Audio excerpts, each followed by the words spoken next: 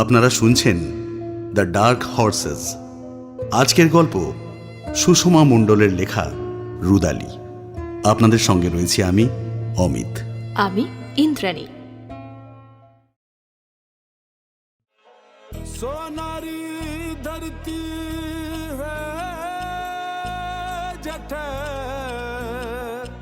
মরুপ্রদেশ রাজস্থানের সিরোহি জেলার রেভদারের সাধারণ জনজীবন যেখানে শেষ হয়েছে, সেইখান থেকে শুরু হয়েছে সমাজের প্রান্তিক বেশ কিছু মহিলার জনবসতি।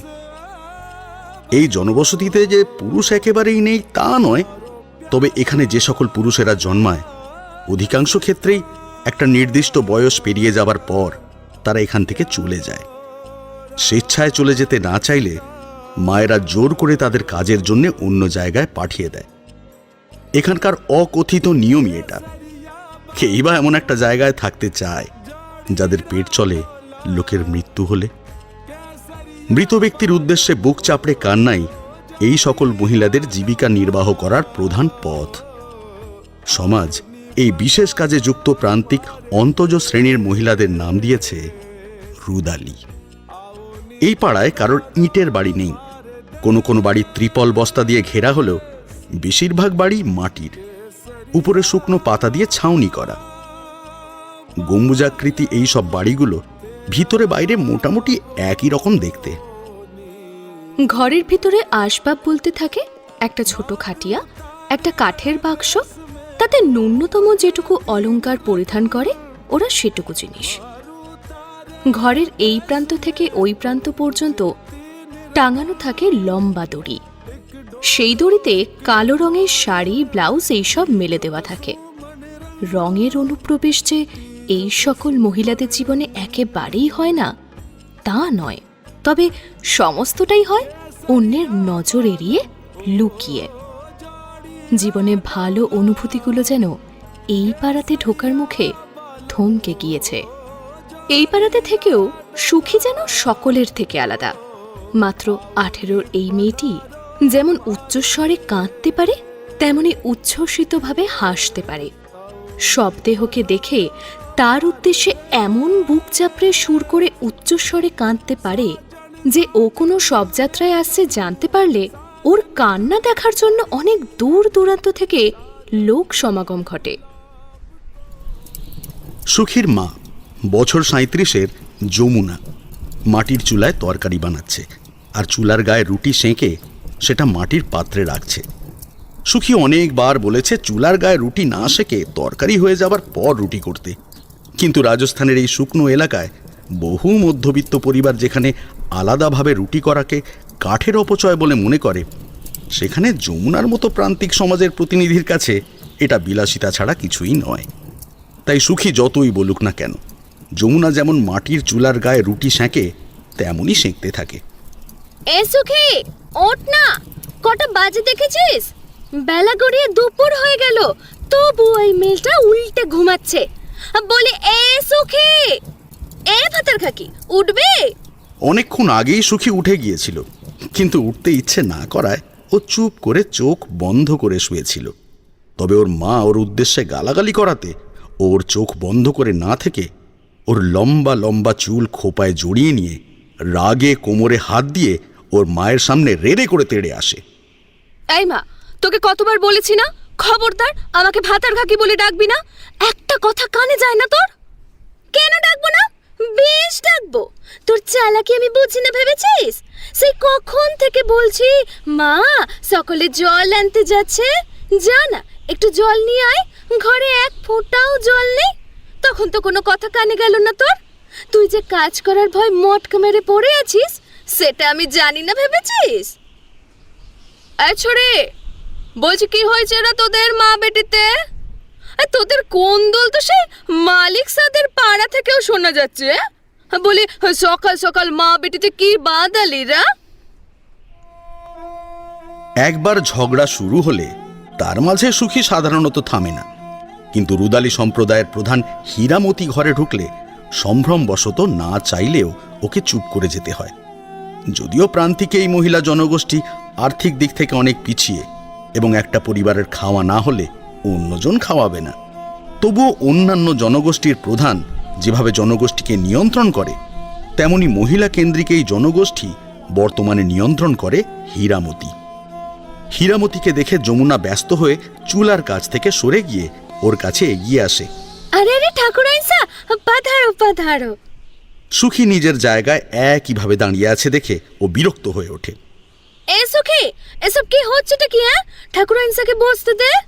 ইচ্ছে না থাকলেও মায়ের কথা এখন অমান্য করতে না পেরে সুখী যে বিছানায় শুয়েছিল সেটাই একটু গুছিয়ে দিয়ে জোর করে মুখে হাসি টেনে আনে। হ্যাঁ ঠাকুরাইনসা, বিরাজো। সমাজের উচ্চবিত্ত অভিজাত বংশোদ্ভূতদের কাছে অস্পৃশ্য, নিতান্তই অবহেলার পাত্রী হলেও নিজের সম্প্রদায়ের মহিলাদের কাছ থেকে এতখানি শ্রদ্ধা পেতে খুব ভালো লাগে হীরামতি। ও দড়ি দিয়ে বানানো খাটিয়ার উপর বসে একটা পা মেঝেতে রাখে, আর অন্য পাটা খাটিয়ার উপর রেখে ব্লাউজের ভিতর থেকে একটা বিড়ির বান্ডিল বের করে তার মধ্যে থেকে একটা বিড়ি নিয়ে দাঁত দিয়ে চেপে ধরে। আর যমুনা, আবার বিড়িটা একটু ধরিয়ে দে তো দেখি। জি ঠাকুরাইনসা, এই তো দিচ্ছি। আগুনে তরকারি পুড়ে যেতে পারে জেনে যমুনা তরকারির কড়াটা নামিয়ে রাখে। রুটি রাখার পাত্রটা অন্যদিকে সরিয়ে রেখে ও একটা আধ পোড়া কাঠ চুলা থেকে বের করে। ঠাকুরাইনসা, এই যে। আধ পোড়া কাঠে বিড়ি ধরিয়ে খুশি মনে বিড়ির ধোঁয়া ছাড়ে হীরামতি। তো তোরা মা বেটাতে কি জন্য সকালবেলা তো হল্লা করছিলি রা? যমুনা হীরামতির পায়ের কাছে বসে। আর বলো কেন ঠাকুরাইনসা, আমার মেয়েটাকে ভালো মনে বললাম যে ঘরে একটু জল নেই, জানা মা সকলের সঙ্গে জল নিয়ে আয়। কিন্তু এই ভাতের কাকি আমার কথা শুনলে তো বুড়িমা খেটে খেটে মরে যাক, তবু আমি কতটা নাড়াবো না। আহ মা, সেই তুই আমাকে গালি দিচ্ছিস? বলেছি না আমাকে একদম ভাতার কাকি বলে গালি দিবি না? আমি আজ তোকে শেষবারের মতো বলে দিচ্ছি মা, তুই যদি আবার এইসব কথা আমাকে বলিস তাহলে আমার থেকে খারাপ কিন্তু আর কেউ হবে না। এক গাল হেসে হীরামতি ধোঁয়া ছাড়ে।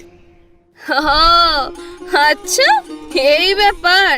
তা তোর মা খারাপটা কি বলেছে শুনে? আমাদের কি আর বিয়ে থাওয়া হবে যে আমাদের ভাতার জুটবে? কেন জুটবে না? এতক্ষণ সুখী নিজেকে তবুও সংযত করে রেখেছিল, কিন্তু হীরামতির শেষ কথাটা শুনে আর ওর পক্ষে নিজেকে সংযত রাখা সম্ভব হলো না। ওই পাড়ায় আমার বয়সে কত মেয়ের বিয়ে হয়ে গেছে, তাহলে আমার বিয়ে হবে না কেন? আর আমার বড়ি বা জুটবে না কেন? যমুনা এতক্ষণ মেয়ের উপর বিরক্ত হয়েছিল, কিন্তু মেয়ের মুখে এই ধরনের কথা শুনলে ও অস্বস্তি অনুভব করে। বিশেষত সামনে এখন হীরামতি থাকায় ও শঙ্কিত হয়ে ওঠে। সুখী, এসব কি কথা বলছিস তুই মা? তুই ভালো করেই জানিস যে আমরা... আহা যমুনা, খামোখাতে মেয়েটাকে বকছিস কেন? আরে বাচ্চা মেয়ে, এখনো ওর চোখে কত স্বপ্ন আছে, কত ঝলমলে দেখে এই দুনিয়াটাকে। ও কি আর আমাদের মতো এই জীবনে এত ঠোকর খেয়েছে যে জানবে জীবনটা কত হারামি আছে? হীরামতি আবার ধোঁয়া ছাড়ে। আমরা রুদালি, হুকুমসাদের ভাষায় আমরা হলাম মৃত্যুর প্রতীক। কোনো শুভ অনুষ্ঠান আমাদের জীবনে হতে নেই, সমাজে কেউ আমাদের বউ হিসাবে মানবে না। কিন্তু অন্য জায়গায় রুদালিদের মধ্যে তো বিয়ে থাওয়া আছে, তাহলে আমরা কেন বিয়ে করতে পারবো না? আরে ছ্যা ছ্যা ছ্যা, ওরা আবার রুদালি হলো নাকি? সব চাঙরের দল। আমরা হলাম আসল রুদালি। আর আসল রুদালিদের কোনোদিন বিয়ে করতে নেই, বুঝলি? সুখী কিছু একটা বলতে চাইছিল, কিন্তু হীরামতি ওকে হাত দেখিয়ে থামিয়ে দিলে ও আর কিছু বলতে পারে না। বললাম না, তোর বয়স এখন অল্প, তুই এসব বুঝবি না। সময় যাক, জীবনে আরো অনেক ঠোকর লাগুক, তারপর আস্তে আস্তে সব বুঝে যাবে। যাই হোক, পরের কথা নয় পরে হবে। কিন্তু তুই একটু জল এনে দিসনি কেন? যমুনা তো ঠিক কথাই বলেছে। আরে বেচারা একা হাতে সব কাজ করে, তুই যদি একটু হাতে হাতে কাজ করে দিস তাহলে তোর মাই তো একটু জিএন পায় নাকি? আরে এখন জল আনতে গিয়ে আমি করবোটা কি শুনি? ওদের সমাজের প্রধানের সামনে নিজের মনের কথা বলতে না পারায় বিক্ষুব্ধ সুখী উষ্মা প্রকাশ করে ফেলে। সুখী? কি সুখী মা, কি সুখী? আমি কি ভুল কথা বলেছি বলো? এখন জল আনতে গেলেও সেই দাঁড়িয়েই থাকতে হবে? আমাদের ছায়া নাকি হুকুম সাদের কারোর গায়ে লাগলে তাদের অমঙ্গল হবে? একদম শেষের ভাঙা কুয়োটা আমাদের, তবু আমরা আগে গেলে জল নিতে পারবো না। ওদের সবার জল নেওয়া হয়ে যাবে, ওরা চলে যাবে, তারপর নাকি আমরা জল নিতে পারবো। তাহলে এত আগে গিয়ে ঢং করে জল আনতে গিয়ে কি করব শুনি? মা তুই জানিস তো সমাজে আমরা। চিন্তিত যমুনা আরো কিছু বলতে যাচ্ছিল, কিন্তু ওর পাশের ঘর থেকে হঠাৎ করে অনেককে জোরে জোরে হাসতে শুনে ও সচকিত হয়ে বাইরের দিকে তাকায়। তবে শুধু সুখী আর যমুনা নয়, বাইরে কি হচ্ছে জানার জন্যে হীরামতিও উৎসুক হয়ে ওঠে। এই যমুনা, বাইরে কি হয়েছে রা? এই যে দেখি কারোর মনে আর আনন্দ ধরে না। যমুনা যেখানে বসেছিল সেখান থেকে বাইরের দিকে দেখার চেষ্টা করে। কি হয়েছে তা তো ঠিক বুঝতে পারছি না ঠাকুরাইনসা। বলো যা, এইখানে বসে বসে তুই বাইরের কিছু দেখবি কি করে শুনে? বলি একটু গতরটা নেড়ে একটু বাইরে যা না। হ্যাঁ ঠাকুরাইনসা, এই তো যাচ্ছি যাচ্ছি। অস্বস্তিতে যমুনা তাড়াতাড়ি করে উঠে বাইরে দৌড়ে যায়, আবার কিছুক্ষণের মধ্যে ফিরে আসে। ওর নিজের ঠোঁটের কোণেও এখন একটা হাসি লেগে আছে। ঠাকুরাইনসা, নাবুর ঘর থেকে একটু আগে হুকুম সাদের বাড়ির ছোট হুকুম বেরিয়েছে, তাই নিয়ে সবাই এত হাসি ঠাট্টা করছে। শেষবারের মতো বিড়িতে একটা লম্বা করে টান দিয়ে কিছুক্ষণ পর ওই বিড়িটা হীরামতি খালি পা দিয়ে মারিয়ে পিষে দেয়। সমাজের উচ্চবিত্তদের সঙ্গে ওদের মেলামেশা করার অধিকার না থাকলেও ওদের মৃত্যুযাত্রায় কিন্তু রুদালিদের ডাক পড়েই। তাই বহু উচ্চবিত্ত ব্যক্তিদের সান্নিধ্যে আসার সুযোগ হীরামতি পেয়েছে। সেই সূত্রে ও দেখেছে যে উচ্চবিত্ত এবং অভিজাত সম্প্রদায়ের প্রতিনিধিদের অনেকেই সিগারেট খেয়ে সিগারেটের বাট জুতোর নিচে পিষে দেয়। ওর সিগারেট কেনার টাকা নেই, ভালো জুতো কেনারও টাকা নেই, সস্তার একটা জুতো দিয়েই ওদের বছরের পর বছর চলে। তাই উচ্চবিত্ত ব্যক্তিদের অনুকরণ করতে চাইলেও পুরোপুরি করতে না পেরে বিড়ির ঠান্ডা হয়ে যাওয়া পর্যন্ত অপেক্ষা করে, যাতে খালি পা দিয়ে পিষে দিলেও পায়ে ছ্যাঁকা না লাগে। ও এই ব্যাপার, আমি ভাবলাম কি নাকি। তা বলি এতে এত হাসাহাসির কি হয়েছে? এটা কি আজ পেত্তম হচ্ছে নাকি? নাকি এতদিন সবাই চোখে ঠুলি পড়েছিলিল্লা? যমুনার ঠোঁটের কোণে যে হাসির রেখা লেগেছিল তা হীরামতির ভর্ৎসনা শুনে মুছে গিয়ে আবার গম্ভীর হয়ে ওঠে।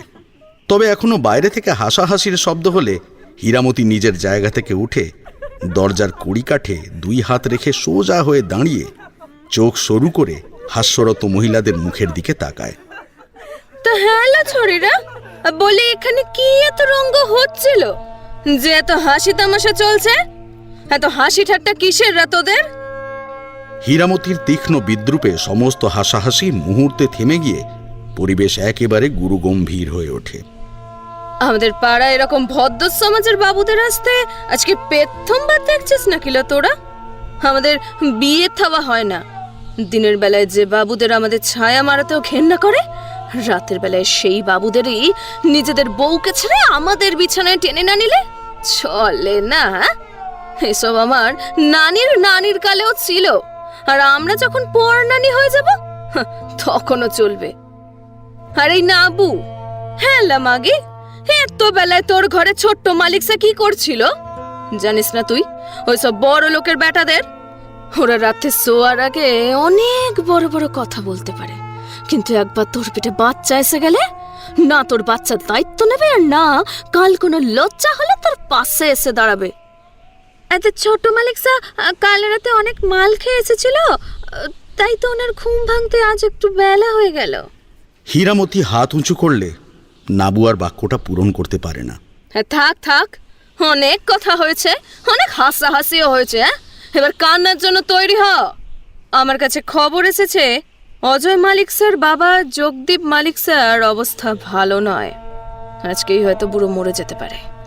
অজয় মালিক স্যারা অনেক বড় লোক, আমাকে বলেছে 50 জন রুদালিকে সঙ্গে নিয়ে যেতে হবে। আজকাল তাদের কান্নাটাও কেমন মেরে হয়ে গেছে। ভুলিস না, আমরা কিন্তু রুদালি। মরা বাড়িতে গিয়ে ভালো করে কান্নাকাটি করতে না পারলে আমাদের পেট চলবে না রে। অজয় মালিক স্যার বাপ মরতে বসেছে। এতক্ষণ সুখী চুপ করে থাকলেও এবারে কিন্তু ও আর চুপ করে থাকতে পারে না। যখনই ও কোনো মৃত্যুর কথা শোনে তখনই ওর উজ্জ্বল সোনালি রঙের চোখ দুটো আনন্দে চকচক করে ওঠে। বুড়োটা আজকেই মরবে বলো? হ্যাঁ, মেয়ের চোখ মুখে থাকা উজ্জ্বলতা যমুনার নজর এড়ায় না। সুখী, কি হচ্ছেটা কি? একজন মরতে বসেছে আর তুই খুশি হচ্ছিস? মাকে ধমকাতে দেখে সুখী ওর গলার স্বর উঁচু করে বলে, তো কেন হব না শুনি? ওইসব বড় লোকদের আমাদের ছায়া মারাতে ঘেন্না করে, আবার রাতের বেলায় আমাদের এখানে আসতেও ছাড়বে না, না আসতে দিলে আবার অত্যাচারও করবে।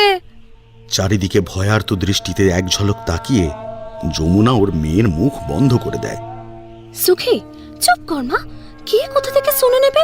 তুই ছোট, তুই সমাজের কিছু জানিস না, আমাদের মাথার উপরে কেউ নেই। সুখী ওর মুখ থেকে মায়ের হাত সরিয়ে দেয়। আমি আর অতটাও ছোট নই যে যা বোঝাবে আমি তাই বুঝবো। তাছাড়া ওরা মরলে আমি খুশি হব না কেন? ওরা মরলে ওদের বাড়ি গিয়ে মরা কান্না কাঁদলে তবেই তো আমাদের চুলায় হাড়ি চড়বে। সুখী, তোর মেয়ে তো ভুল কিছু বলেনি যমুনা। বিড়ালে যদি মাছ খাওয়া ছেড়ে দেয় তাহলে কি আর বিড়ালের চলবে? তার থেকে বরং 50 জন তৈরি থাক। কোন সময় আমাদের যেতে হতে পারে তার কোনো ঠিক নেই।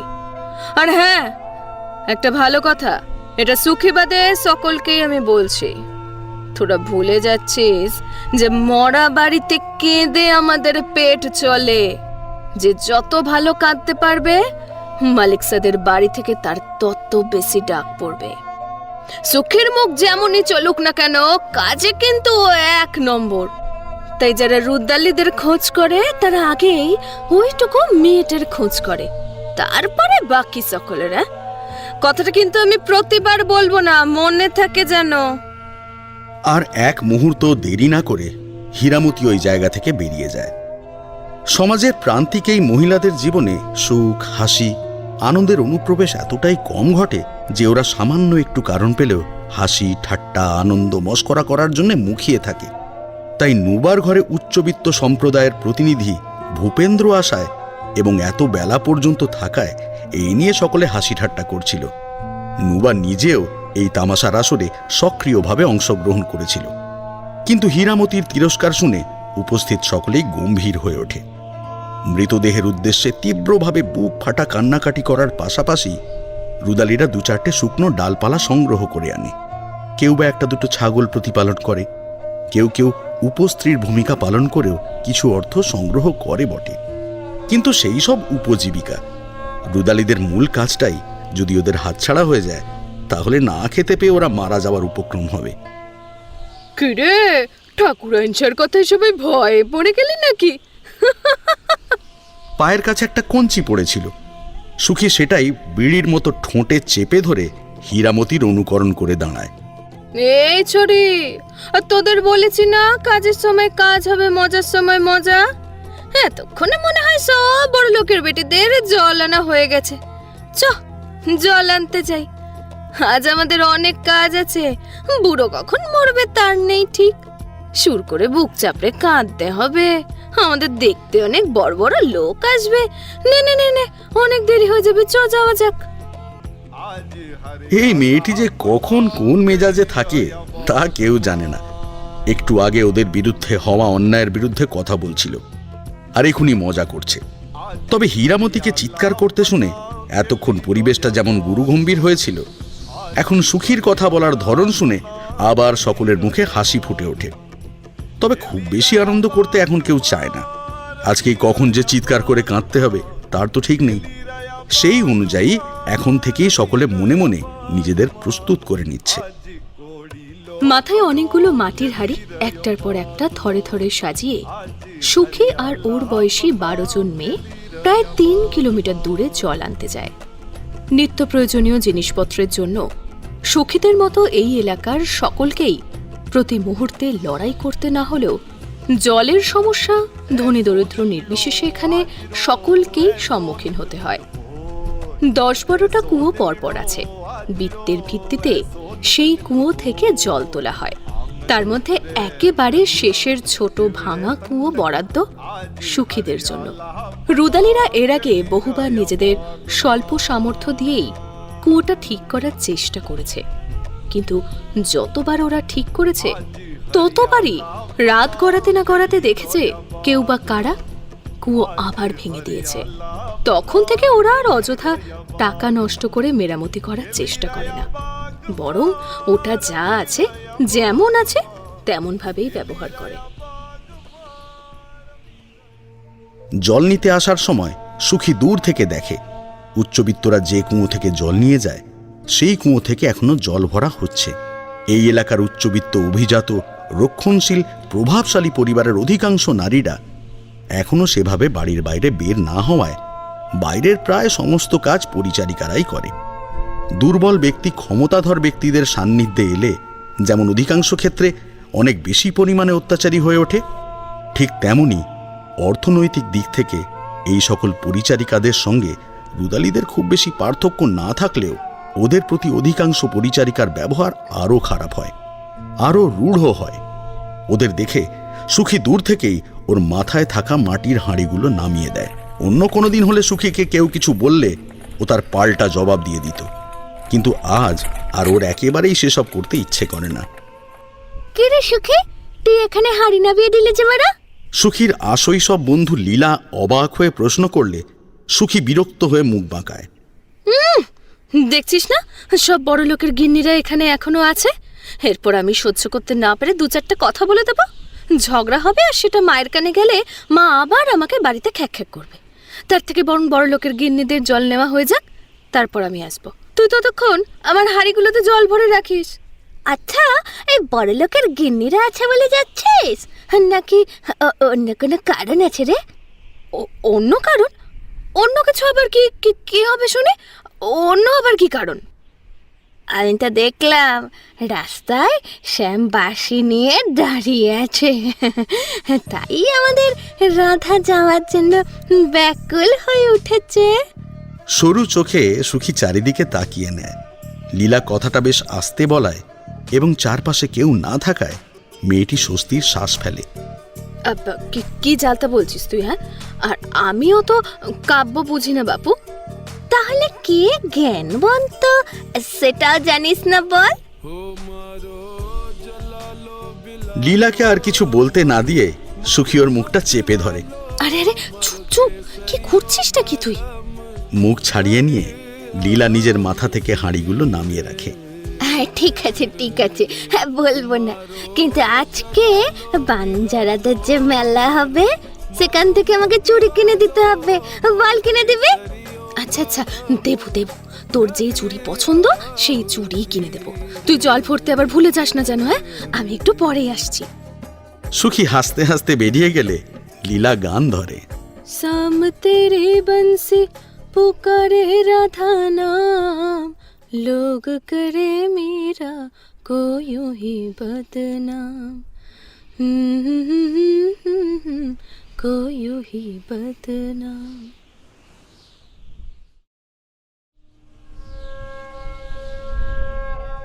রেভদারে পুরনো দিনের একটা ভাঙাচোরা জরাজীর্ণ ভবন আছে। এই বিশাল প্রাসাদোপম বাড়িতে যে ইংরেজ থাকত, সে সস্ত্রীক আত্মহত্যা করার পর থেকে এটি ভূত সাহেবের বাংলো নামে পরিচিত। পরিচর্যার অভাবে এবং সাধারণ মানুষের ভয়ের কারণে পরিত্যক্ত এই বাড়িটি সবসময় পাক চক্রে পড়ে ক্রমশ আরও জীর্ণ হয়ে উঠেছে। চারিদিকে আগাছায় ভরে ওঠা বাড়িটিতে এসে সুখী দেখে যে এখানে কেউ নেই। এখানে আসার সময় ও যতটা খুশি ছিল, এখন এখানে কাউকে না দেখে ওর রাগের পরিমাণ ততটাই বেড়ে যায়। চারিদিকে এক নজর তাকিয়ে কেউ কোথাও নেই নিশ্চিত হয়ে ও এখান থেকে বেরিয়ে যাবে বলে পা বাড়ালে একটা বছর 21-এর সাবেকি পোশাক পরে থাকা সুদর্শন রাজপুত যুবক ওর হাত ধরে ওকে নিজের কাছে টেনে আনে। এই সুখী, আমার সঙ্গে দেখা করতে এসে কি না দেখা করেই চলে যাবি বুঝি?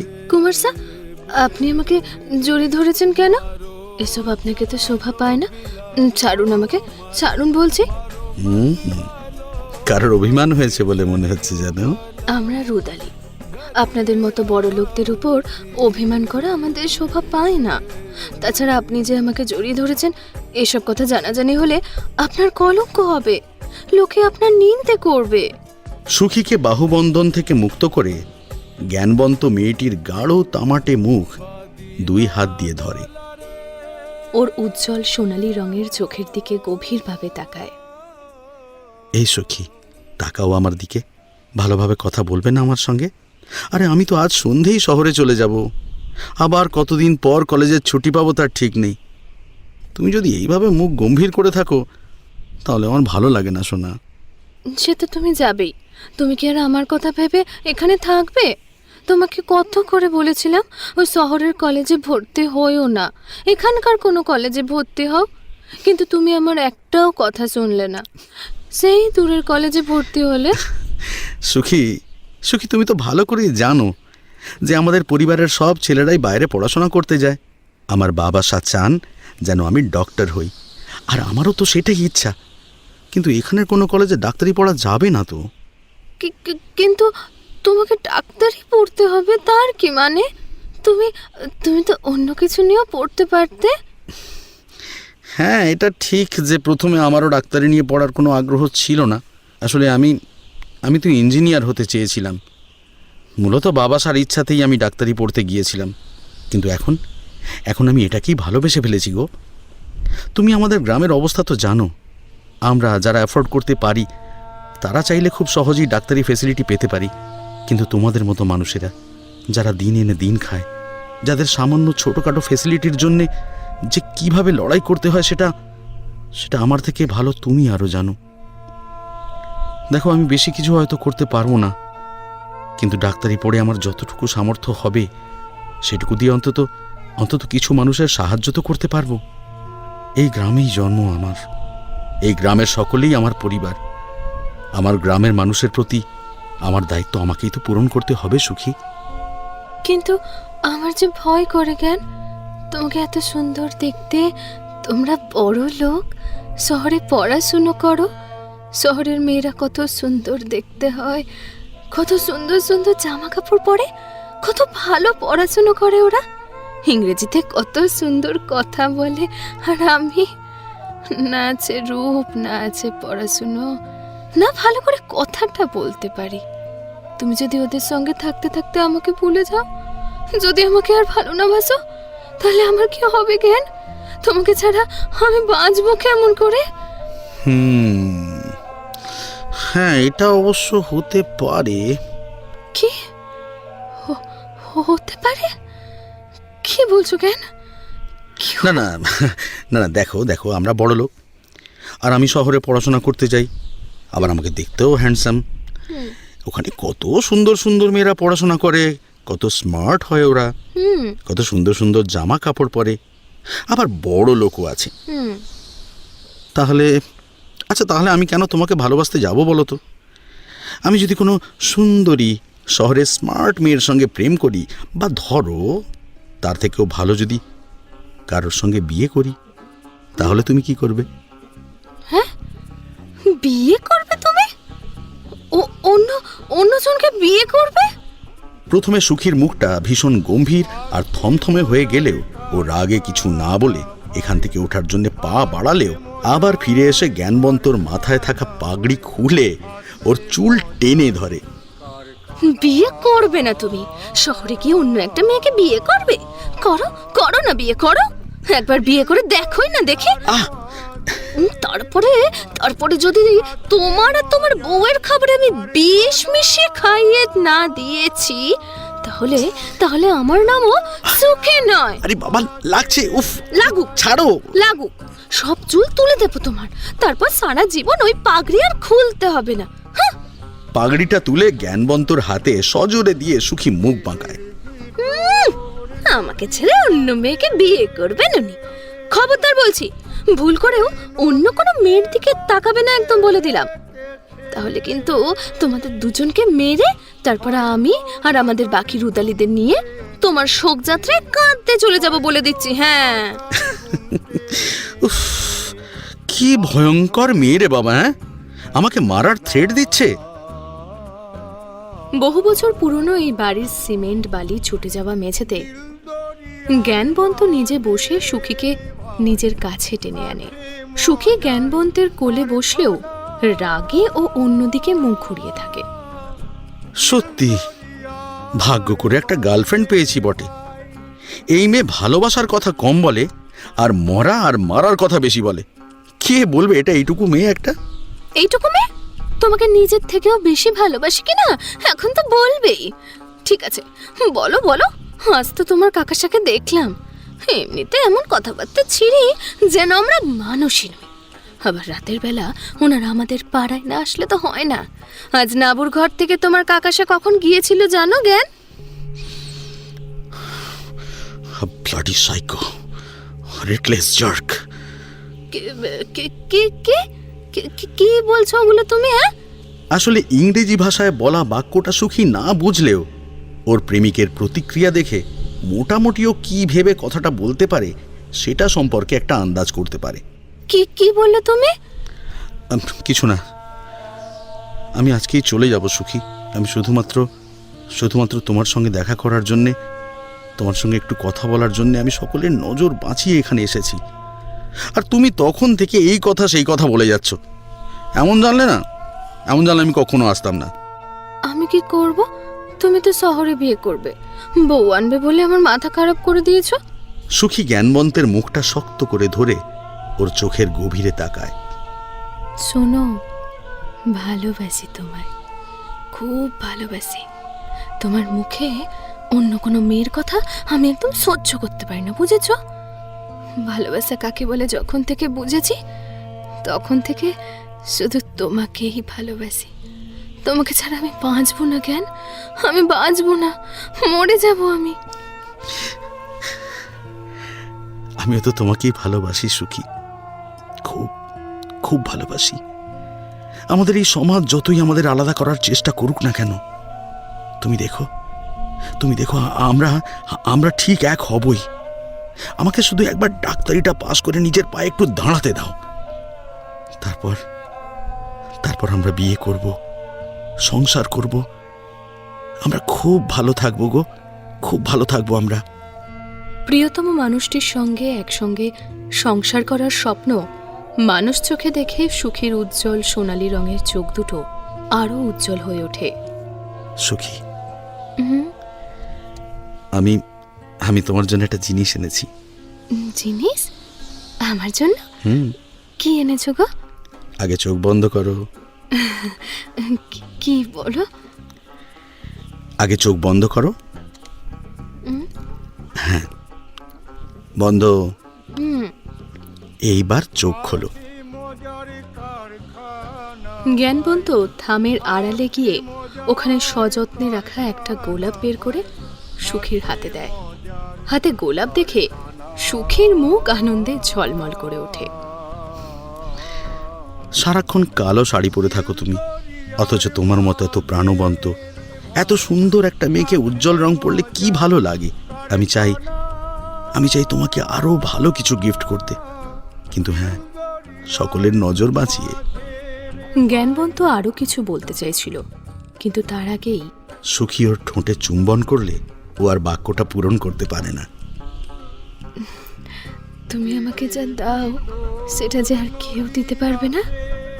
জ্ঞান, শোনো না, তুমি আজ আমার সঙ্গে মেলায় যাবে। আমাদের পাশের গ্রামেই আজ সন্ধ্যেবেলায় বাঞ্জারাদের মেলা বসবে। দরকার হয় আমি ঘোমটা দিয়ে থাকবো, কেউ আমাকে চিনতে পারবে না। চলো না জ্ঞান। তোমার পাশে চলতে পারলে যে আমি কতটা সুখী হই, কতটা খুশি হই, সেটা আমিই জানি সুখী। কিন্তু তুমি জানোই তো, আজ রাত 9টার সময় আমাকে যেতে হবে। কিসে করে যাবে তুমি? ওই প্রতিবার যেভাবে যাই, জিপে করে। জ্ঞান, আজকের দিনটা অন্তত থাকো। সুখী, তুমি আমাকে এইভাবে বললে আমার বুকের মধ্যে যে ঠিক কেমন করে আমি তোমাকে বলে বোঝাতে পারবো না। কিন্তু আমাদেরকে এক হওয়ার জন্য যে আগে আমাকে আমার বাবাসা আর কাকাসার ছায়া থেকে বাইরে বেরিয়ে নিজের পায়ে দাঁড়াতেই হবে। সুখী, আয় সুখী, সুখী। এই নির্জন স্থানে দূর থেকে একটি মহিলার কণ্ঠস্বর ভেসে আসছে শুনে সুখী জ্ঞানবন্তর কোল থেকে নেমে একটু দূরে সরে গিয়ে দাঁড়ায়। লীলা সুখীর সমবয়সী হলেও সুদর্শন জ্ঞানবন্তকে ওর পারিবারিক কারণে এবং শিক্ষা দীক্ষার কারণে ভীষণ সমীহ করে। তাই সামনে ছেলেটাকে দেখে লীলা সঙ্গে সঙ্গে আবক্ষ ঘুমটা টেনে নেয়। অনেক ছোট থেকে জ্ঞানবন্ত সুখীকে দেখে আসছে। বছর চারেক হলো ওরা নিজেদের ভালোবাসাকে অনুভব করতে পারছে। সেই সূত্রে জ্ঞানবন্ত সুখীর সঙ্গে সবসময় থাকা ওর বান্ধবী লীলাকে বহুবার খেয়াল করেছে। লীলার মধ্যে থাকা জড়তা, সংকোচ ও খেয়াল করেছে। ছেলেটি অনেকবার চেয়েছে বন্ধুত্বপূর্ণ ব্যবহারের মাধ্যমে এই সংকোচ যতটা সম্ভব সরিয়ে দিতে, কিন্তু না পেরে সৌজন্যবশত ও নিজেও একটু দূরে সরে দাঁড়ায়। সুখী, তোর সঙ্গে আমার খুব দরকারি কথা আছে। যদিও জ্ঞানবন্ত অনেকটা দূরে দাঁড়িয়ে আছে, তবুও লীলা ওর কণ্ঠস্বর যতটা সম্ভব নিচু করে নেয়। হ্যাঁ, বল না লীলা। ঘুমটার মধ্যে দিয়েই লীলা জ্ঞানবন্তের দিকে আর চোখে একটা ঝলক তাকায়। এখানে বলবো না, মানে সুখী লীলার কনুই ধরে ওকে নিজের কাছে টেনে এনে ওর কানের কাছে ফিস ফিস করে বলে, আরে যা বলার বল না ভাই। জ্ঞান আজকেই শহরে চলে যাবে, আবার কতদিন পর যে ওকে চোখের দেখা দেখতে পাবো তা আমি জানি না। আমার হাঁড়িতে জল ভরা হয়ে গিয়েছে, তুই যা, আমি যাচ্ছি। ঠাকুরাইন স্যার খবর পাঠিয়েছে, বুড়ো বুড়ো মরে গেছে, আমাদের এখনই ওখানে যেতে হবে। কি? বুড়ো মরে গেছে? জ্ঞানবন্তর কাছ থেকে এক্ষুনি বিদায় নিতে হবে জেনে সুখীর মনটা খারাপ হয়ে গেলেও জগদীপের মৃত্যুর খবর শুনে ওর চোখ দুটো আনন্দে চকচক করে ওঠে। মৃত্যুর উদযাপন করা বড় প্রিয় কাজ ওর। ঠিক আছে, তুই যা, আমি এক্ষুনি যাচ্ছি। কিন্তু কিন্তু যদি দেরি হয়? আরে কিছু দেরি হবে না, আজ নতুন শাড়ি আসবে, টাকা পয়সা আসবে, এই সুযোগ যে আবার কবে পাবো কে জানে। এই বড় লোকগুলো এখন যেন আর মরতেও চায় না, দু চারটে লোক বেশি করে মরতে পারে না। যা যা, হাঁটতে থাকতো, যা তুই কুয়োর কাছে যা, আমি কিছুক্ষণের মধ্যেই পৌঁছে যাব। ঠিক ঠিক তো? আরে ভাই একদম ঠিক, তুই যা, আমি এক্ষুনি যাচ্ছি। ঘোমটার মধ্যে দিয়েই জ্ঞানবন্তের দিকে এক পলক তাকিয়ে লীলা ওই জায়গা থেকে দ্রুত চলে যায়। জ্ঞান, আমাকে আমাকে এক্ষুনি যেতে হবে জ্ঞান, একটা কাজের ডাক এসেছে। তুমি তো জানোই আমাদের কাজের ধরনটা কেমন। যখনই আমাদের কাজের ডাক আসবে তখনই যদি না যাই তাহলে সেই কাজটা হাতছাড়া হয়ে যাবে।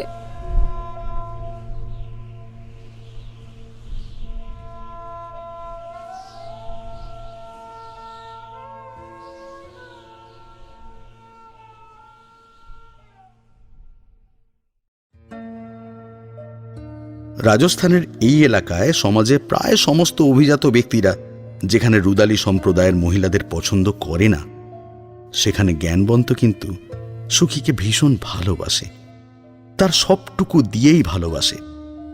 ডাক্তারি পড়া এই ছাত্রটি সব সময় চায় যে কোনো পরিস্থিতিতে মানুষের প্রাণ বাঁচাতে। সেখানে মৃত্যুর প্রসঙ্গ উঠলেই সুখী যেভাবে খুশি হয়ে ওঠে, ওর সোনালি রঙের চোখ দুটো যেভাবে চকচক করে ওঠে, সেটা জ্ঞানবন্তের একদম ভালো লাগে না। আচ্ছা, একজন চিরকালের জন্য চলে গেলেন আর তার মৃত্যুতে তুমি এতটা আনন্দ করতে পারো সুখী? যার যেটা কাজ সেটা পেলে লোকে তো আনন্দ করবেই। আর আজ সকালে মায়ের সঙ্গে এই নিয়ে কথা হয়েছে, নতুন করে আর এসব নিয়ে এখন কথা বলতে একদম ইচ্ছা করছে না জ্ঞান, দেরি হয়ে যাচ্ছে। এটা সেই আনন্দ নয় সুখী যা কাজ পাওয়ার আনন্দে হয়, বরং এই আনন্দ মৃত্যুকে কাছ থেকে অনুভব করার। কারণ মৃত্যুর খবর শুনে তুমি যতটা সুখী হও, যেভাবে তোমার চোখ দুটো চকচক করে ওঠে, সেটা আমি তোমার চোখে আর অন্য কিছুর জন্য দেখিনি। হ্যাঁ হ্যাঁ হ্যাঁ হ্যাঁ, আমি খুশি হই। সুখী এতক্ষণ জ্ঞানবন্তের সঙ্গে দৃষ্টি মেলাতে চাইছিল না, কিন্তু এখন ও ওর প্রেমিকের চোখের দিকে স্থিরভাবে তাকিয়ে রয়েছে। শুনো, খুশি হই, আমি খুশি হই। কেন হব না? বড় লোকেরা দিনের বেলায় আমাদের ছায়া মারায় না, কিন্তু কেউ মরলে যখন আমাদের ডাক পড়ে তখন তার জন্য ভালো করে মরা কান্না কাঁদতে পারলে আমি যতটা টাকা পাই তাতে আমার আর আমার মায়ের সারাটা মাস চলে যায়। খাবারের কষ্ট কাকে বলে তুমি জানো না, আমি জানি। ভগবান আমাকে বেছে নিয়েছে মরা বাড়িতে গিয়ে কান্নার জন্য। আমি আমার কাজটাকে খুব ভালোবাসি, খুব। কেউ মরলে আমি খুশি হই, কাঁদতে পারলে আমাদের বাড়ির চুলা জ্বলে। আমার এবার দেরি হয়ে যাচ্ছে। আমাকে যেতে হবে জ্ঞান। তুমি এমনিতেও আজ থাকবে না, সাবধানে যাবে, হ্যাঁ? আর তাড়াতাড়ি ফিরে আসবে, ঠিক আছে? সুখী চলে যাবার জন্য পা বাড়িয়েছিল, আবার ফিরে এসে ও জ্ঞানবন্তের মাথায় পাগড়িটা পরিয়ে দেয়। আমি আমার কাজকে খুব ভালোবাসি জ্ঞান, কিন্তু সব থেকে বেশি ভালোবাসি তোমাকে। কথাটা ভুলে যেও না যেন, হ্যাঁ? সুখী জ্ঞানবন্তকে জড়িয়ে ধরে আলতোভাবে চুম্বন করলে জ্ঞানবন্ত ওকে গভীরভাবে চুম্বন করতে শুরু করে। প্রেমিকার স্পর্শে ওর হৃদয়ে শান্তির পরশ ছড়িয়ে পড়লেও মনের মধ্যে কেমন যেন একটা অদ্ভুত অনুভূতি হতে থাকে।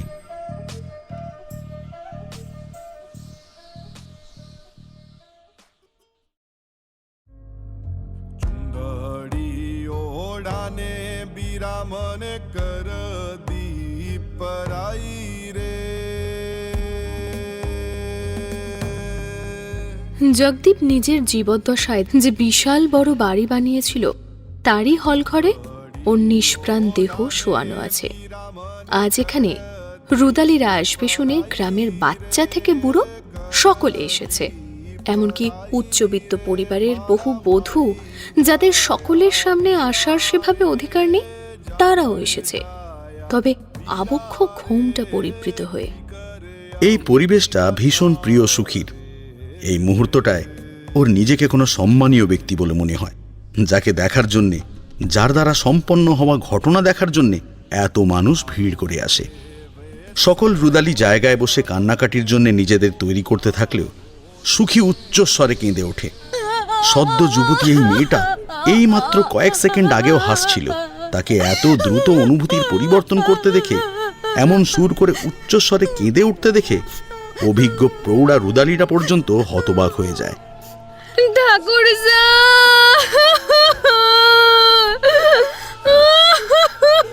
কোথায় চলে গেলে আপনি? ঠাকুর কোথায় আমাদের অনাথ করে চলে গেলেন? এরপর আমাদের কি হবে? আমাদের কে দেখবে? কেমন করে পারলেন? কেমন করে পারলেন ঠাকুর? আমাদের মাথার উপর থেকে আশ্রয়টা তুলে নিতে। ঠাকুর তো মানুষ ছিলেন না, ভগবান, ভগবান, সাক্ষাৎ ভগবান। কি করেননি উনি আমাদের সকলের জন্য?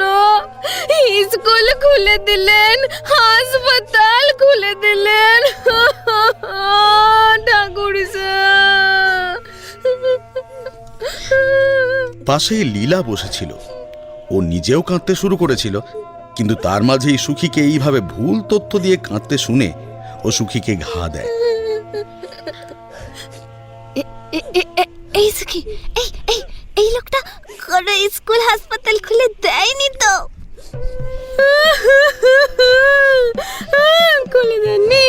খুলে দেননি তো কি হয়েছে?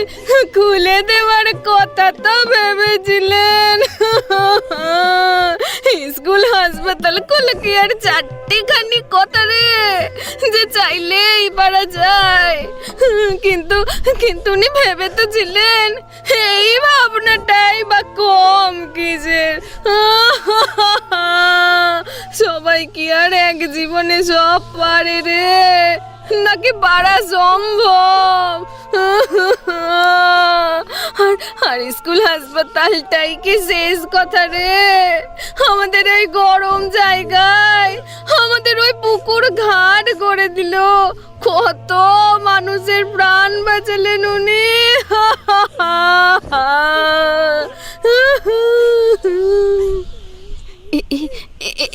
এই সখী, এই লোকটা কোনো পুকুর ঘাটে করে দেয়নি। পুকুর ঘাটে করেনি? ধান টান কিছু করেছিল নাকি মালটা? না না না, হীরামতি ঠাকুর সেন তো এসব কিছু বলে দেয়নি রে। হায় হায় হায়, সালা ঘাটের মারা হার বাজাত কিপটে বড়, এত টাকা ছিল কিন্তু মরার আগে একটা ভালো কাজ করেনি রে। এই বুড়ো মরেছে, ভালোই হয়েছে। হায় হায় হায়, ঠাকুরসা কে বলেছে ঠাকুরসা কিছু করেনি? আমার তো কাল রাতে এই স্বপ্ন দেখলুম, যেন যেন সিংহাসনে বসা এক দিব্য পুরুষের গা থেকে আলোর ছটা বের হচ্ছে। এত আলো যে পুরো ঘর আলো হয়ে গিয়েছে জানিস? আরে ওই দিব্য পুরুষ হুবহু আমার ঠাকুরসার মতো দেখতে রে। উনি আমার স্বপ্নের মধ্যে বললেন, সুখী রে কাল আমি ও জগৎ ত্যাগ করবো রে সুখী। আমার এই মনুষ্য শরীরের জন্য আমি আসলে ঠিক কে সেটাই বুঝতে পারলাম না রে। আর যখন আমার মনুষ্য শরীর থেকে মুক্ত হওয়ার সময় হয়ে গিয়েছে, তখন আমি নিজেকে চিনতে পারছি। আরে সুখী, আমার খুব ইচ্ছা ছিল রে একটা স্কুল, হাসপাতাল, দুটো পুকুর ঘাট খোলার, কিন্তু এই তুচ্ছ মনুষ্য শরীরের জন্য আর কিছুই করে উঠতে পারিনি। এমনকি আমি এখন যে তোকে কথাগুলো বলছি সেগুলো তোরও মনে থাকবে না, তবে ঠিক যখন সময় আসবে তখন আমার আত্মা তোকে দিয়ে সব কিছু বলিয়ে নেবে রে সুখী। সুখী মুহূর্তে ওর খোপা খুলে বড় বড় চুলগুলো ছড়িয়ে দিয়ে গলার স্বরটাকে উৎকট করে তুলে ঘোর লাগা ব্যক্তির মতো মাথা নাড়াতে থাকে। ঠাকুরসা, ঠাকুরসা, ঠাকুরসা, ঠাকুরসা, ঠাকুরসা, আমি জগদীপ রাঠোর বলছি। আমি সুখীর শরীরে আছি এখন। আমি সুখীকে কাল যে স্বপ্ন দেখিয়েছি তা যেন আমার দুই ছেলে টাকা দিয়ে পূরণ করে, আর যদি না হয় তাহলে আমার আত্মা কোনো দিন মুক্ত হবে না। আমি ভূত হয়ে ঘুরে বেড়াবো আর এই বংশের সব কটা ছেলেকে একে একে মেরে রক্ত চুষে খাবো, বউগুলোকে বিধবা করব, এমনকি বাচ্চাদেরও আস্ত থাকতে দেব না। খবরদার, খবরদার, ঝাড়ফুঁক করার কথা কেউ যেন না ভাবে। ওসব করেও আমার কিচ্ছু হবে না। একমাত্র একটা স্কুল আর হাসপাতাল আর দুটো পুকুর ঘাট হলে তবেই আমি মুক্তি পাবো, আর সবাই আমার থেকে মুক্তি পাবে। যদি সকলে বাঁচতে চাস তাহলে আমার শেষ ইচ্ছে পূরণ করতেই হবে, নইলে দেখবি আমি কি করি।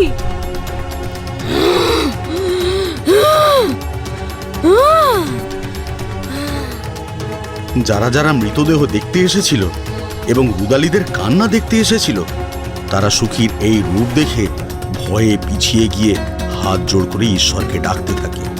কেবল রুদালি সম্প্রদায়ের বাকি সদস্যরা উচ্চস্বরে কাঁদতে থাকে।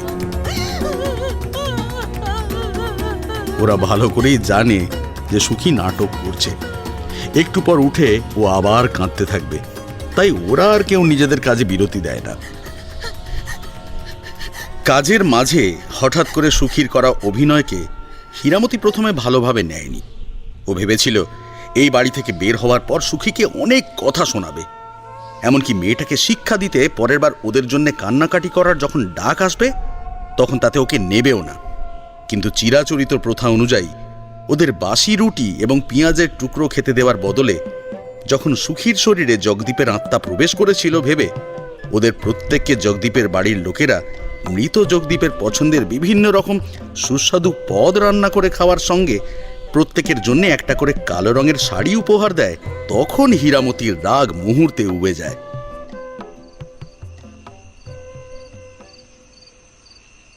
জগদীপের বাড়ি থেকে বেরিয়ে খুশি মনে সুখী লীলাকে নিয়ে পাশের গ্রামে যায় বাঞ্জারাদের মেলার উপলক্ষে। জগদীপের বাড়ি থেকে ওরা যখন বের হয় তখনই সন্ধ্যা নেমে এসেছে।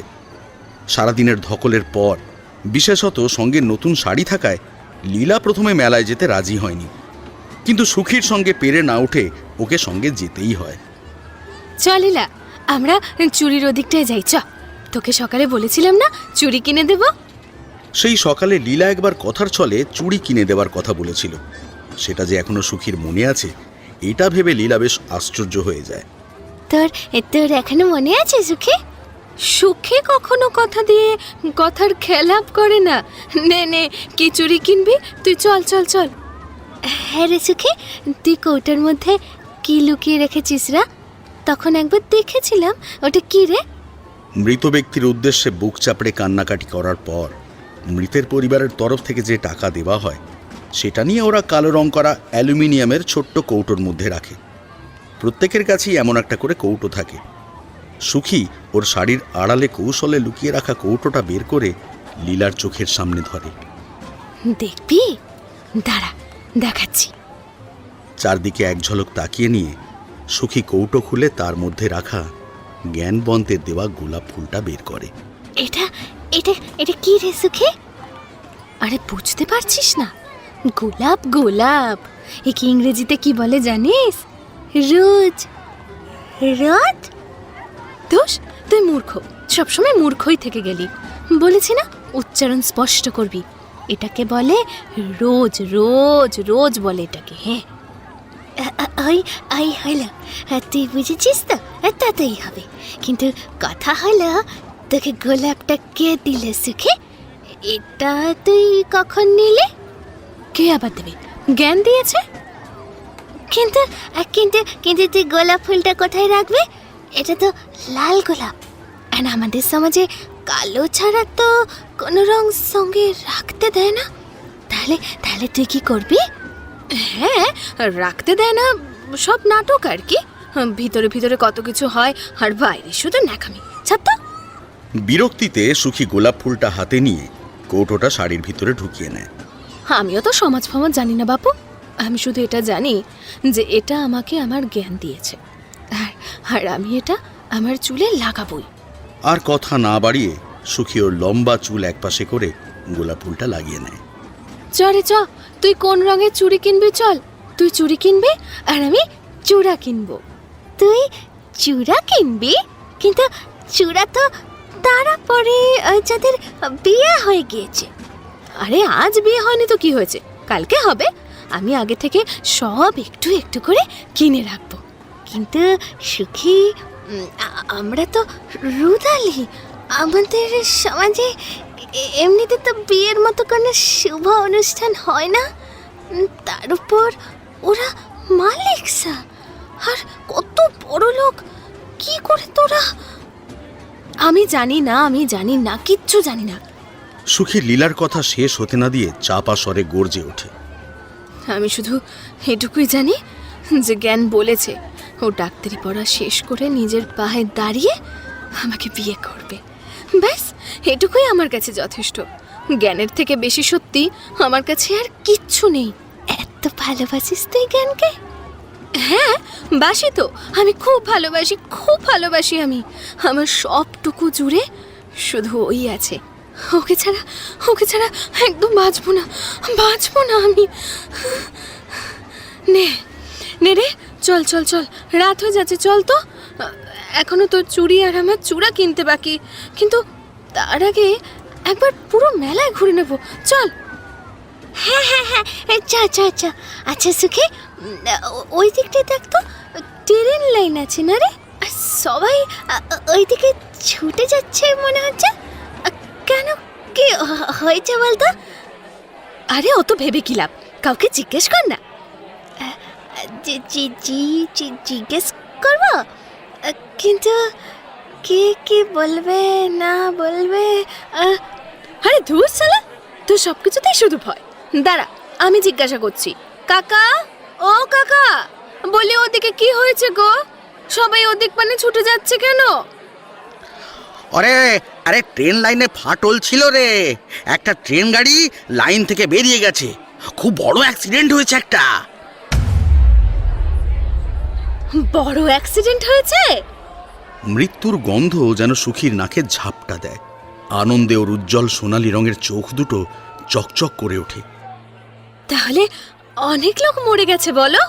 হ্যাঁ, তাই তো মনে হচ্ছে। দেখি গিয়ে কি হলো দেখি। এই সুখী, ওদিকে যাবি নাকি? কোথায় কি হলো দেখে আসি চল। ধুস, পাগল নাকি তুই? সবাই এখন ওদিকে যাবে মানে মেলা পুরো ফাঁকা থাকবে। এবার কত কম দামে সব জিনিস পাওয়া যাবে জানিস? ট্রেনের অ্যাক্সিডেন্টে লোক মরেছে মানে আমাদেরই তো লাভ। একটা না একটা মরা বাড়িতে তো আমাদের ডাকবেই। শাড়ির ভিতর থেকে কৌটোটা বের করে লীলার মুখের কাছে নিয়ে গিয়ে ও গলার স্বর নিচু করে বলে, আজ ভালো টাকা ইনকাম হয়েছে, কাল আরও হবে। এরপর ট্রেন অ্যাক্সিডেন্টের জন্য অনেক লোক মরলে যদি আমাদের অনেকগুলো ডাক পড়ে, তখন আমাদের আর দেখে কে। হ্যাঁ রে লীলা, মাঝে মাঝে এরকম অ্যাক্সিডেন্ট হতে পারে না বল? সুখী, এমন কথা বলতে নেই রে। আচ্ছা তা তুই মাগি আর ভাষণ দিস না তো, এক্ষুনি কাঁচা কাঁচা খেস্তে খাবি বলে দিচ্ছি। এত জ্ঞান শুতে না আমার একদম ভালো লাগে না। দেখ, মেলা একদম ফাঁকা হয়ে গিয়েছে। আজ কার মুখ দেখে উঠেছি কে জানে। সকাল থেকে আমার সঙ্গে জানিস সব ভালো ভালোই হচ্ছে। নে রে, চল চল চল, আমরা কত কম দামে সব জিনিস পাবো দেখবি।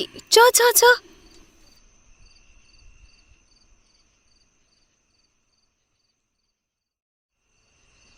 যমুনা একবার ঘরের মধ্যে পায়চারি করছে, একবার ঘরের বাইরে গিয়ে। সেই কখন সকলে চলে এসেছে, কিন্তু ওর মেয়ের আর দেখা নেই। জগদীপের বাড়িতে আজ মোট 50 জন রুদালি গিয়েছিল।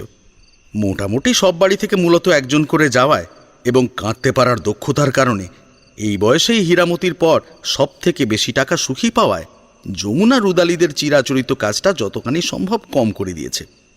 সুখীর বেশি টাকা পাওয়া নিয়ে অনেকেই যে মনে মনে হিংসা করে সেটাও ও বোঝে, কিন্তু যেটা ওর হাতে নেই সেটা নিয়ে বেশি ভাবতেও রাজি নয়। মৃত জগদীপের বাড়িতে আজ সুখী কি কি কাণ্ড করেছে তাও শুনেছে।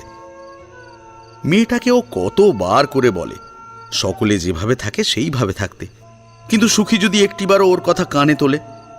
সুখীর এমন জেদি আর একগুঁয়ে ব্যবহারের কারণ ও জানে। মেয়েটির বাবাও তো এমনই ছিল। যমুনার বয়স তখন 15 কি 16 হবে। শহরের একটি শিক্ষিত সুদর্শন ছেলের ভালোবাসার বন্ধনে সে আবদ্ধ হয়েছিল। ছেলেটির মামার বাড়ি ছিল পাশের পাড়ায়। যমুনার মা তখন বহুবার বলেছিল এই সম্পর্কের কোনো ভবিষ্যৎ নেই, কিন্তু ভালোবাসার আবেগে ভেসে যাওয়া যমুনা ওর মায়ের একটা কথাও শোনেনি। যে ছেলেটির জেদি একগুঁয়ে স্বভাব দেখে যমুনা একদিন সেই ভিন জাতের ভিন জায়গার ছেলেকে হৃদয় দিয়েছিল, সেই ছেলেটি যখন শুনেছিল যে যমুনা গর্ভবতী হয়ে পড়েছে, তখন থেকে সে তার মামার বাড়িতে যাতায়াত একদম বন্ধ করে দেয়। বিয়ে না করে সন্তান সম্ভবা হওয়ার মধ্যে রুদালি সমাজে নতুনত্বের কিছু নেই। তবুও সেদিনের পর থেকে যমুনা কিন্তু আর কাউকে নিজের হৃদয় বা শরীরের অধিকার দেয়নি। অবশ্য সেই ছেলেটিকে ভালোবাসার জন্যে ওর মনের মধ্যে কোনোদিন আফসোস হয়নি। ভালোবাসা ওর জীবনকে একাকিত্বের অন্ধকারে ঠেলে দিলেও সুখীর মতো একটা মেয়ে দিয়েছে ওকে। না, আজ সুখী একবার ফিরুক, তারপর ওর হচ্ছে। মেয়েটা যে আর আগের মতো ছোট নেই তা ওকে কে বোঝাবে? যেসব লোকেরা দিনের বেলা ওদের ছায়া মারাতে ঘৃণা করে, রাতের বেলায় তারাই হায়নার মতো ওত পেতে থাকে। তবে ওই লোকগুলো নিজেদের ঠুনকো সম্মান নিয়ে অনেক বেশি চিন্তিত। যারা প্রতিরোধ করতে পারে তাদের থেকে এই সমস্ত লোকেরা সাধারণত দূরে থাকে। যমুনার সৌভাগ্য এবং দুর্ভাগ্যবশত ওর মেয়েটির মুখ খুব চলে। তবুও মায়ের মন তো চিন্তা করা থেকে নিজেকে কিছুতেই আটকাতে পারে না। শুধু যমুনা নয়, লীলার মাও অস্থিরভাবে পায়চারি করে যাচ্ছে।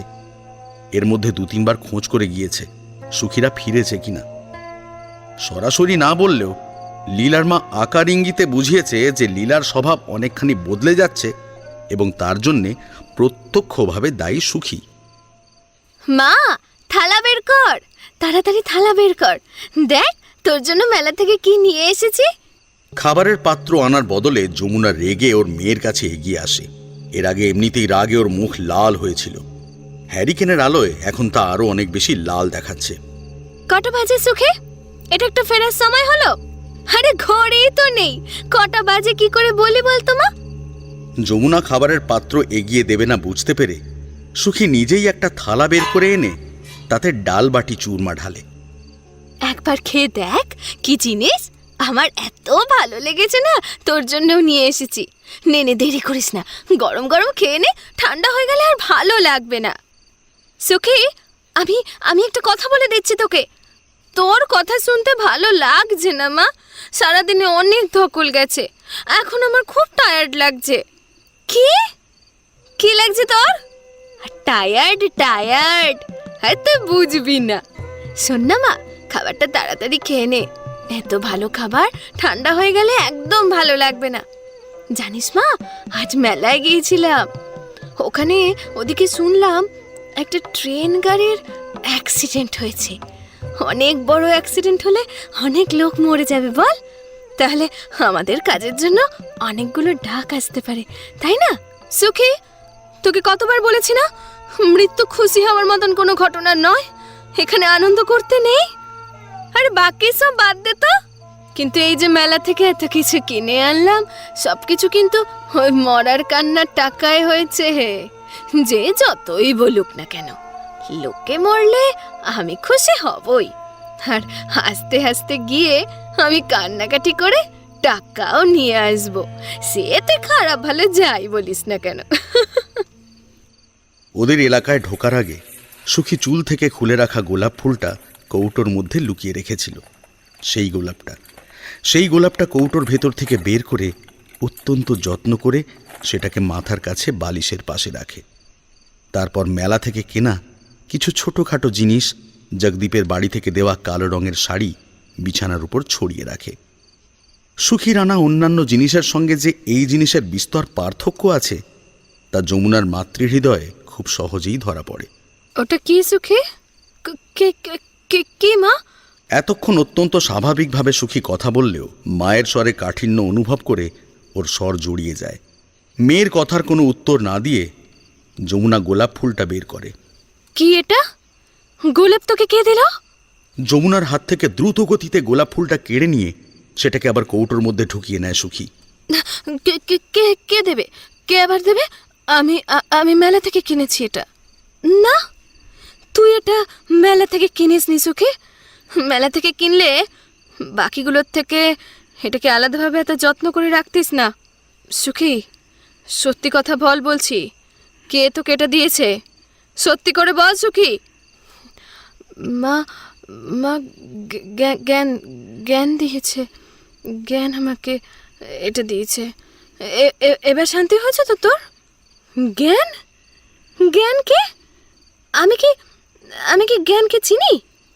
হ্যাঁ, মহেন্দ্র মালিক স্যার একমাত্র ছেলে। আচ্ছা আচ্ছা আচ্ছা, যে ছেলেটা শহরে পড়ে, তার মানে কাল নাবুর ঘরে যে লোকটা এসেছিল তার ভাইপো তো?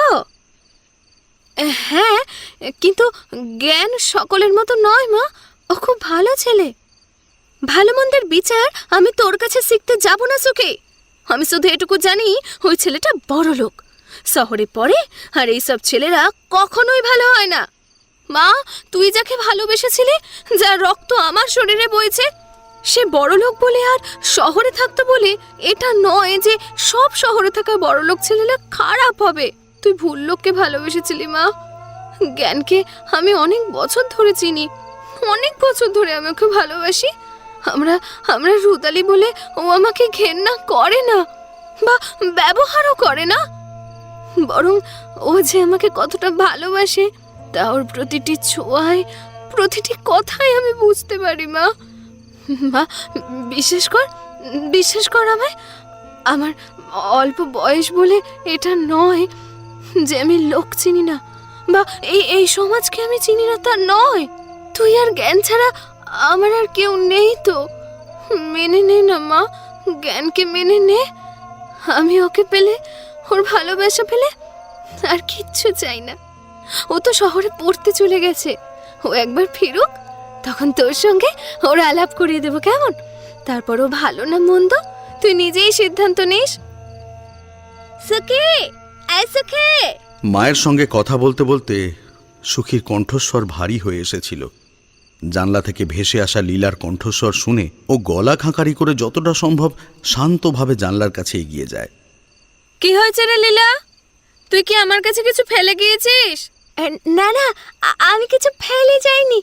ঠাকুর আইনসা খবর পাঠিয়েছে কাল একটা কাজের ডাক পড়েছে। ওই যে সন্ধ্যাবেলায় ট্রেন অ্যাক্সিডেন্ট হলো না, ওতে অনেক লোক মরে গেছে। তো ওই রকম একটা বাড়ি থেকে কাজের জন্য ডাক এসেছে।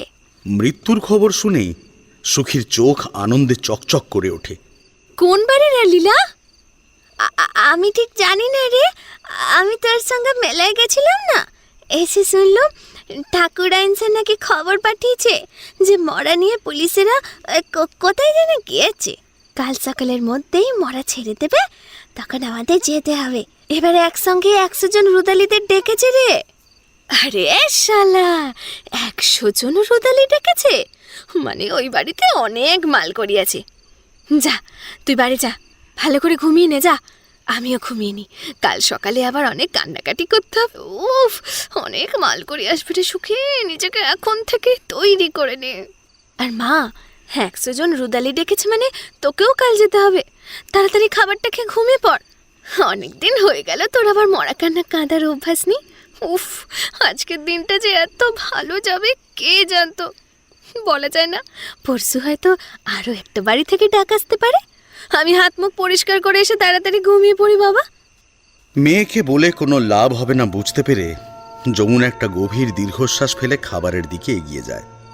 অন্যদিকে আনন্দে সুখী ওদের আঞ্চলিক ভাষায় একটা গান গাইতে গাইতে পরিষ্কার পরিচ্ছন্ন হতে এগিয়ে যায়।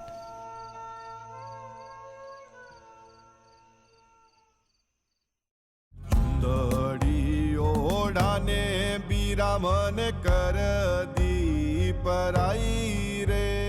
আজ যে বাড়িতে শোক যাপনের জন্য ওদের ডাকা হয়েছে সেটা বিশাল হতে চলেছে। মোট 100 জন রুদালি যাবে ওই বাড়িতে। অশীতিপর কয়েকজন বৃদ্ধা বাদে এই পাড়ার সকলে যাচ্ছে ওই বাড়িতে। অভিজ্ঞ রুদালিরা পর্যন্ত এত বড় আয়োজন বহুদিন দেখেনি।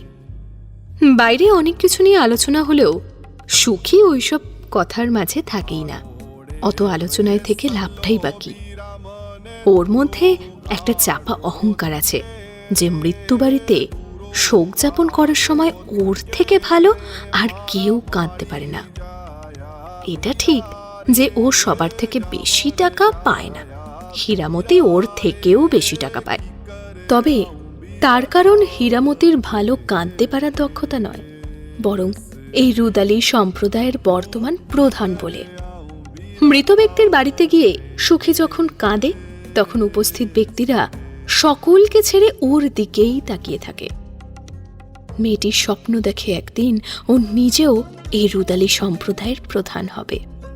তখনও এত টাকা কামাবে যে অন্যেরা ওর দিকে আশ্চর্য হয়ে তাকিয়ে থাকবে। সকলকে লুকিয়ে সুখী অল্প অল্প করে টাকা জমাচ্ছে। ওদের গ্রামে কয়েক বছর আগে একদল বিদেশি পর্যটক এসেছিল ওদের জীবনের ওপর তথ্যচিত্র বানাতে। ওদের মধ্যে এক দম্পতি ছিল, তাদের একই রকম দেখতে আংটি আঙুলে পড়ে থাকতে দেখেছিল। তখন থেকেই সুখীর খুব ইচ্ছা ছিল জ্ঞানবন্তের জন্যে এবং ওর জন্যে একই রকম দেখতে একজোড়া আংটি কিনবে। যদিও ওর যা সামর্থ্য তাতে খুব ভালো আংটি কিনতে পারবে না, এবং এটা ও জানে যে জ্ঞানবন্ত ওর কাছ থেকে এমন কোনো দামি উপহার নিতেও চাইবে না। কিন্তু ও ঠিক জ্ঞানবন্তকে কোনো না কোনো উপায়ে বুঝিয়ে দেবে। আর কিছু না হোক, ওর সেরা অস্ত্র কান্নাকাটি তো আছেই। ওকে কাঁদতে দেখলে জ্ঞানবন্ত কিছুতেই সহ্য করতে পারে না। সুখী মৃত মানুষের উদ্দেশ্যে কান্নাকাটি করে রুদালি সম্প্রদায়ের মধ্যে যেভাবে নিজের নাম করেছে এবং গ্রহণযোগ্যতা বাড়াচ্ছে, তাতে হয়তো আর বছর 3 মধ্যেই ও টাকা জমিয়ে দুজনের জন্য একই রকম দেখতে দুটো আংটি কিনে নিতে পারবে।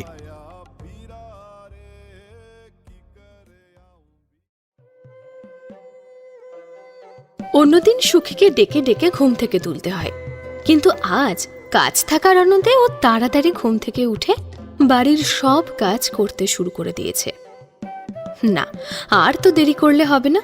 এবার দেরি করলে মৃতের বাড়িতে যেতে অনেক দেরি হয়ে যাবে।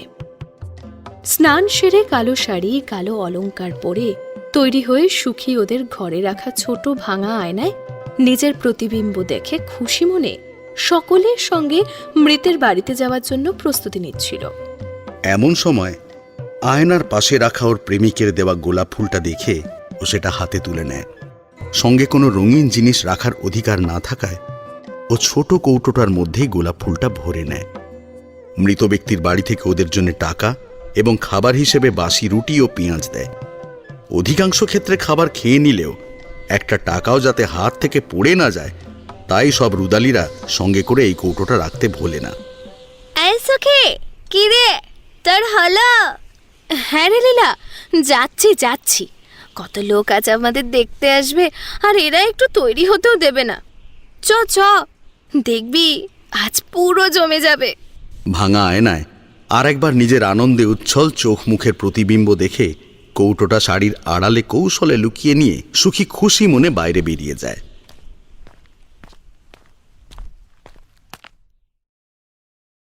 গ্রামের একেবারে শেষ প্রান্তে বাড়ি হওয়ায় এবং উচ্চবিত্ত সমাজের তথাকথিত উচ্চ বংশজাতদের এলাকায় প্রকাশ্যে আসার সুযোগ না থাকায় সুখী এর আগে কখনোই সরাসরি জ্ঞানবন্তের বাড়িতে আসার সুযোগ না পেলেও এখন ও যে বাড়িতে বসে আছে সেই বাড়িটা যে জ্ঞানবন্তের তা খুব ভালোভাবেই জানে। কিন্তু এই বাড়িতে ওরা কি করছে, আর তার থেকেও বড় কথা, এই বাড়িতে কে মারা গেছে? ওদের দেখতে ইতিমধ্যেই অনেক লোক এসে গেছে। এখন যে কাউকে জিজ্ঞাসা করবে সেই উপায়ও নেই। লীলা ওর পাশে বসলে ও ঠিক কোনো না কোনো উপায়ে জেনে যেত যে এই বাড়িতে কে মারা গেছে, কিন্তু পাশে হীরামতি বসে থাকায় এখনো কিছুই করতে পারছে না। জ্ঞানবন্তকে কোথাও দেখতে পাচ্ছে না কেন? ছেলেটা কি বাড়ির ভিতরে কোথাও আছে, না বাড়িতে ঘটা এই আকস্মিক দুর্ঘটনার খবর পেয়েও শহর থেকে এখনো ফিরে আসতে পারেনি? আচ্ছা, জ্ঞানবন্তর কিছু হয়ে যায়নি তো? না, ছি, এ কি ভাবছে ও? জ্ঞানবন্তর কেন কিছু হতে যাবে? ছেলেটা শহরে গিয়েছে জিপে করে, আর দুর্ঘটনা ঘটেছে ট্রেনের। অনেক সময় ট্রেনের সঙ্গে ছোট গাড়ির সংঘর্ষ হয়ে গাড়ির যাত্রীরা মারা যায়, কিন্তু এখানে সেরকম কিছুই হয়নি। ট্রেন লাইনচ্যুত হয়ে ঘটেছে এই দুর্ঘটনা। দূর, এরা মৃতদেহটা যদি আনে তাহলেও অন্তত সুখীর একটু শান্তি হয়, কিন্তু সেটাও আনছে না। জ্ঞানবন্তের কাকা ভূপেন্দ্রর কিছু হয়নি তো? হ্যাঁ, এটা হতে পারে। ওই লোকটা নারী সঙ্গ পাওয়ার জন্যে অনেক জায়গায় যায়, নিশ্চয়ই ওর কিছু হয়েছে। হ্যাঁ, এটাই হবে। সম্পর্কে যদিও ওই লোকটি সুখীর হবু কাকা শ্বশুর হয়, কিন্তু চরিত্রহীন ব্যক্তিদের ও একদম সহ্য করতে পারে না। ওর ভাবনা চিন্তা সত্যি প্রমাণিত হয়ে যদি ওই লোকটা মারা গিয়ে থাকে, তাহলে আজও খুশি হয়ে এমন কান্না কাঁদবে যে পুরো রুদালি সমাজ আশ্চর্য হয়ে যাবে। ও জানে জ্ঞানবন্ত ওকে এইভাবে কাঁদতে দেখতে পারবে না, কিন্তু পরেও ঠিক জ্ঞানবন্তকে বুঝিয়ে দেবে। সুখী নিজের ভাবনা চিন্তার জগতে আটকে ছিল। হঠাৎ একটা চাপা গুঞ্জন এবং কান্নার রোল উঠলে ওর ভাবনার জগৎ হতে ছিন্ন হয়ে সামনে তাকিয়ে দেখে মৃতদেহ বহন করার গাড়িতে একটা আপাদমস্তক সাদা কাপড়ে আবৃত মৃতদেহ আনা হয়েছে। কিন্তু মৃতদেহটা ওদের সামনে না রেখে ভিতরে হলঘরের দিকে এগিয়ে নিয়ে যায়। মৃতদেহটি কার জানার জন্যে ও আর ধৈর্য ধরে অপেক্ষা করতে না পেরে উঠে দাঁড়ায়, কিন্তু তবুও মৃতদেহটির মুখটা দেখতে পারে না। হঠাৎ একটা মর্মবেদী হাহাকার শুনে ওর পায়ের তলার মাটিটা কেঁপে গেল। ও দাঁড়িয়ে থাকার ক্ষমতা হারিয়ে ফেলে ধপ করে বসে পড়ে। জ্ঞান রে, তুই তোর মাকে ছেড়ে কোথায় চলে গেলি? কেন তুই এভাবে তোর মাকে ছেড়ে চলে গেলি?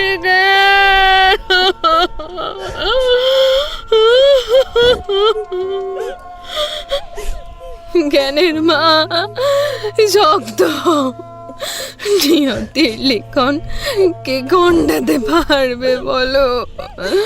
নইলে যে ছেলে সবসময় জিপে করে শহরে যায়, কেন বন্ধুর সঙ্গে একসাথে যাবে বলে ট্রেনে করে যেতে গেল? আর কেনই বা ওই ট্রেনটারই অ্যাক্সিডেন্ট হলো।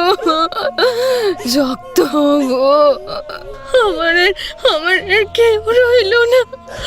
আমি আর কারোর মা নই। কেউ আর কোনো দিন আমাকে মা বলে ডাকবে না।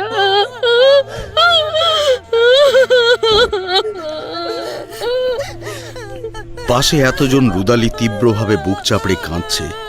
এত লোক ওদের দেখতে এসেছে।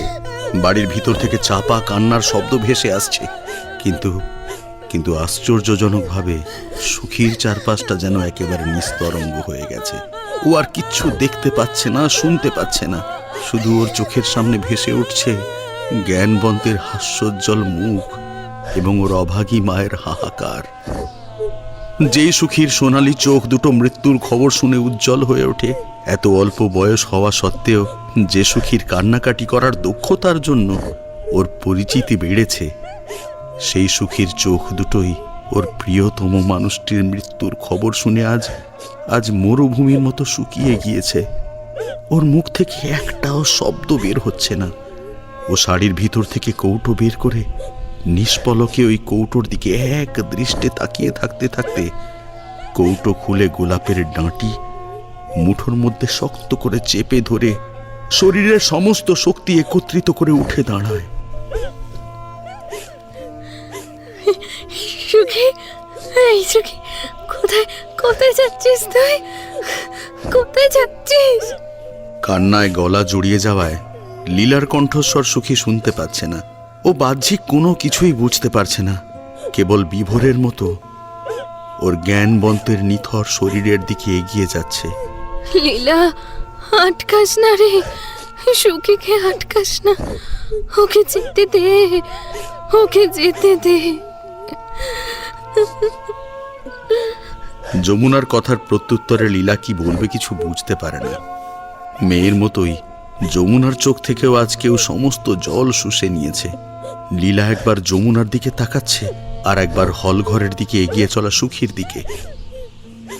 একজন অস্পৃশ্য অন্তর্য শ্রেণীর নারীকে অভিজাত উচ্চ বংশজাত ব্যক্তির অন্দরমহলের দিকে এগিয়ে যেতে দেখে সকলে রেড়ে করে উঠলেও ছোঁয়াছুঁয়ির ভয়ে কেউ ওকে স্পর্শ করতে পারে না। বরং ওকে দেখে সকলে ঘৃণায় পিছনে সরে যায়। এই মাগি, যা এখান থেকে যা। তোর সাহস হয় কেমন করে এই বাড়ির ভেতরে ঢোকার? বেরিয়ে যা এখান থেকে, বেরিয়ে যা। কারোর কথার কোনো উত্তর না দিয়ে সুখী মেঝেতে বসে জ্ঞানবন্তের বুকের উপর গোলাপটা ভীষণ যত্ন করে রেখে ওর মৃত প্রেমিকের বুজে থাকা ফুলে যাওয়া নিথর চোখের দিকে নিষ্পলকে তাকিয়ে থাকে। জ্ঞানবন্তের মৃত শরীরের উপর ঢেকে রাখা অজস্র দামি সাদা ফুলের উপর এই বাসি গোলাপটি যেন সুখীর ভালোবাসার মতোই অব্যক্ত যন্ত্রণায় নীরব নিবেদনের সাক্ষী দিচ্ছে। যে মেয়েটিকে এর আগে কোনো দিন দেখেনি, মৃত ছেলের পাশে তাকে এইভাবে বসে থাকতে দেখে জ্ঞানবন্তের মা নিরালিও আস্তে আস্তে মেঝেতে সুখীর পাশে এসে বসে। সমাজের উচ্চবিত্ত অভিজাত বংশোদ্ভূত এক নারী এবং অন্তজ অস্পৃশ্য শ্রেণীর এক নারী পাশাপাশি বসে শূন্য দৃষ্টিতে তাকিয়ে রয়েছে ওদের সব থেকে প্রিয় মানুষটির দিকে। বেশ কিছুক্ষণ পর নিরালি ওর মৃত ছেলের কপালে চুম্বন করে সুখীর মাথায় সস্নেহে হাত বুলিয়ে দিয়ে কাঁপতে থাকা হাতে আস্তে আস্তে গোলাপ ফুলটা মৃত ছেলের বুকের উপর থেকে তুলে পৃথিবীর সবচেয়ে দামি সম্পদের মতো ভীষণ আলতোভাবে নিজের মুঠোর মধ্যে ভরে নেয়। ও গো পিরিতি কাঠালে রাঠা, ও গো পিরিতি কাঠালে রাঠা, ও আঠা লাগলে পরে ছাড়ে না, ও আঠা লাগলে পরে ছাড়ে না। গোলে মালে পিরিত কইরো না।